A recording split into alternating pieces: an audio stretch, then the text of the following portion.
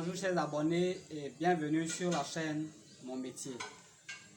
Voilà, ça fait quelques jours que je ne suis pas beaucoup présent sur la chaîne.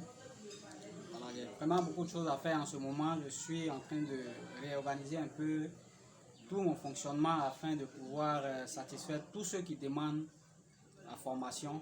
Parce que si j'ai lancé la chaîne et que les personnes sont intéressées, il va bien falloir satisfaire la demande. Donc je vous informe déjà que j'ouvre un groupe WhatsApp très bientôt. Le groupe est déjà préparé. On va lancer les hostilités très prochainement parce que les demandes sont incessantes. Donc c'est tout cela qui fait que je n'ai pas fait trop de vidéos les derniers jours parce que tout cela c'est beaucoup de choses. Je n'avais pas prévu tout cela. Donc c'est une organisation qu'il faut préparer, c'est des réaménagements puisqu'il y a certains abonnés qui sont déjà prêts à venir sur le site pour recevoir, même si c'est en 1-2 semaines, pour recevoir quelque chose comme de façon pratique afin qu'ils puissent retourner, voilà, reprendre leur activité là où ils ont laissé. Donc c'est ça, préparez-vous donc. Préparez-vous, ceux qui sont prêts, qui veulent se faire former, préparez-vous à rejoindre massivement le groupe WhatsApp que je vais lancer d'ici peu, afin qu'on partage beaucoup de choses parce que très souvent les gens font des formations en ligne et puis on vous fait un séminaire et puis c'est juste ça. Dans ce groupe, on va partager de façon quotidienne ce qui doit être fait. Vous allez soumettre vos difficultés. Je vais apporter les solutions qu'il faut. En tout cas, ça va s'étendre sur plusieurs mois. Donc, ce n'est pas un truc où je cause avec vous une journée ou bien pendant 1 heure de temps et puis c'est fini. Non. Dans le groupe va demeurer. Chacun va poser ses difficultés et puis je vais apporter les réponses qu'il faut. Et au fil du temps, chacun va avoir le maximum pour pouvoir se développer de façon indépendante. Donc, on sera ensemble dans ce groupe pour vraiment un bon bout de temps, sur plusieurs mois. En tout cas, tant que je serai disponible, on sera ensemble jusqu'à ce que vous soyez tous satisfaits. Donc, c'est ça. Voilà, donc c'était l'information que j'avais à passer à tous les internautes, à tous les abonnés de la chaîne, à ceux qui vont s'abonner prochainement, afin que vous soyez prêts. Je vous donne juste quelques jours et puis on va lancer les affaires. Voilà, en ce qui concerne la vidéo d'aujourd'hui, c'est pressing ou Fanico. La question se pose parce que je vois certaines personnes parfois sur des chaînes dire que on peut faire le pressing sans machine à laver. Alors je veux que les choses soient claires parce qu'il faut appeler un chat chat et il faut appeler un chien chien. Je me demande bien comment vous allez faire le pressing sans avoir une machine à laver. Et puis, pourquoi d'ailleurs vous allez appeler cela un pressing? Ce n'est pas un pressing. À la rigueur, vous pouvez appeler cela une laverie. Sinon, en réalité, c'est du Fanico. Parce que les laveries déjà utilisent des machines à laver. Seulement, les traitements adéquats ne sont pas apportés. C'est ça. Une laverie déjà a des machines à disposition. Donc, évitez d'écrire pressing devant vos magasins où il n'y a pas de machine. Et c'est ce qui est beaucoup répandu chez nous ici. Quelqu'un a un petit magasin quelque part, il dépose une machine devant, une machine qui d'ailleurs ne marche pas. Et puis il écrit pressing. Et puis quand les gens envoient les vêtements, ces personnes prennent ces vêtements-là, ils vont les faire laver, soit par des femmes qui font le lavage dans la ville, ou bien eux-mêmes envoient quelque part d'autre les laver, les sécher et puis venir les repasser. Et puis voilà, c'est du pressing. D'accord, c'est un mode de lavage. Mais je vais vous expliquer un peu pourquoi ça ne peut pas faire le pressing. Vous savez, dans ce style de lavage, il y a beaucoup de choses que vous ne pouvez pas traiter. Si les gens prennent leurs vêtements pour envoyer dans un pressing, c'est parce qu'ils ne veulent pas envoyer chez les femmes qui font le Fanico, ces femmes-là qui font le lavage. Parce qu'il y a certains vêtements, certains mélanges qu'on ne peut pas laver comme ça et puis étendre sur une corde. Ça ne marche pas. C'est qu'il y a beaucoup de types de vêtements que vous n'allez pas laver. Et c'est ce qui fait que la renommée des pressing, vraiment, c'est compliqué parce que les gens ont tendance à penser que le pressing gâte les habits. Et c'est un fait. Parce que plusieurs cas me reviennent où les gens envoient des articles ailleurs et puis sont obligés de revenir les bons pressing afin de rattraper ce qui a été fait. Donc, vous comprenez que ceci apporte un coup dur à l'image des pressing. Donc, et c'est répandu, c'est beaucoup dans la ville, on retrouve ça beaucoup. Quelqu'un a un petit magasin de 2-3 mètres carrés, on met pressing, et puis voilà.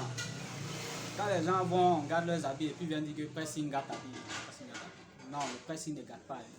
Sachez où vous envoyez vos vêtements. Renseignez-vous, demandez. Là où vous envoyez vos vêtements, demandez comment les gens ils font pour traiter les vêtements. Là, ça s'adresse aux clients. Parce que quand tu vas dans une petite boutique, un petit conteneur de 2-3 mètres carrés, demandez-vous comment les gens vont sécher les habits. Demandez-vous comment ils font laver les habits. Demandez-vous comment les habits sont traités du début jusqu'à la fin. Vous ne demandez rien de tout cela, vous attendez des résultats. Moi, souvent, j'ai des clients qui viennent se renseigner, mais tel service, comment ça se passe, tel service, comment ça se passe, et puis je leur explique. C'est ça. Donc, vous prenez vos habits parce que c'est moins cher quelque part, vous envoyez, puis les gens gardent, après vous dites que le pressing garde les habits.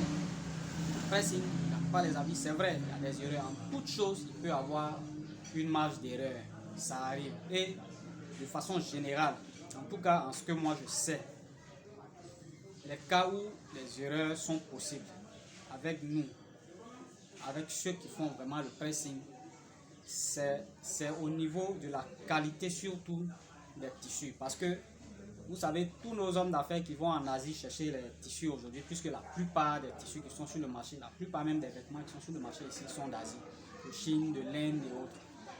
Et quand ceux-là vont, c'est des articles de moindre qualité parce que pas cher du tout. Ils vont prendre ce qui est vraiment dernière qualité parce qu'ils veulent faire beaucoup de profit. Et ça fait que c'est des tissus de très mauvaise qualité. Donc, c'est des tissus qui sont difficiles à gérer. Imaginez que quelqu'un fasse un mix, un mélange de ce genre de tissu. Le rouge avec le blanc, avec le jaune, alors que c'est des tissus de très mauvaise qualité. Donc, ça devient compliqué. Encore là, s'il faut le faire à la main et puis étendre, ça devient très difficile. Donc, je vous dis aujourd'hui que sans les machines adéquates, vous ne pouvez pas faire le pressing. Vous ne faites même pas la laverie, vous faites du fanico. Et pour quelqu'un qui envoie ses vêtements dans ce genre d'endroit, il ne doit pas s'attendre à un résultat optimal. Donc vous devez avoir au moins un certain nombre de machines ou bien une qualité de machine qui peut vous faire les services qui sont demandés dans le pressing. Parce que c'est vraiment important. Il y a des fonctions des machines qui sont cruciales quand on veut faire le pressing. Et quand on n'a pas ces fonctions-là, c'est pas du tout évident. Parce que là, vous allez détruire tous les habits qu'on va vous envoyer. Il y en a que vous allez réussir. Ça c'est vrai. Mais vous allez détruire beaucoup parce que ceux qui envoient les habits, généralement, c'est des habits délicats pour la plupart des cas. Quand les gens vont au pressing, c'est des vêtements qu'ils ne peuvent pas gérer. C'est ça qu'ils ramassent pour envoyer au pressing. Donc, c'est des habits délicats que les clients ont l'habitude d'envoyer. Sinon, ce qu'ils peuvent faire à la maison, là, les gens s'arrangent souvent pour le faire. Voilà. Mais quand ils envoient, c'est que c'est délicat. C'est qu'ils veulent que leurs vêtements aient une durée de vie un peu plus longue. C'est qu'ils veulent que les couleurs ne se mélangent pas dans leurs vêtements. C'est ça.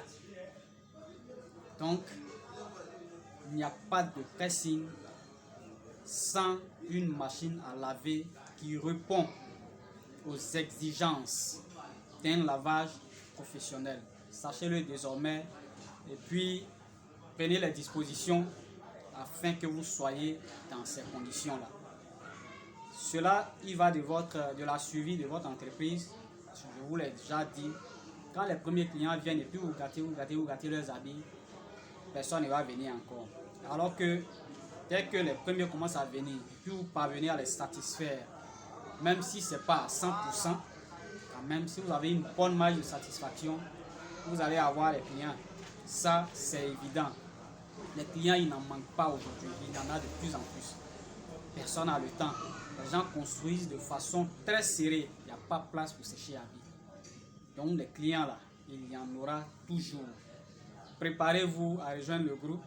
Puis, on va lancer les affaires. Dans la prochaine vidéo, je vais vous dire quelles sont les machines dont vous avez besoin, ou du moins de quel type de machine vous avez besoin pour mener à bien votre activité de pressing. Ne manquez pas la prochaine vidéo parce que c'est très important le type de machine dont vous avez besoin pour pouvoir traiter efficacement les différents vêtements que les gens vont vous apporter. Merci d'avoir suivi la vidéo. N'oubliez pas de liker et puis de partager si c'est nécessaire, parce que c'est nécessaire d'ailleurs. Partagez la vidéo avec vos proches, avec ceux qui sont intéressés par le métier. Et puis, ciao!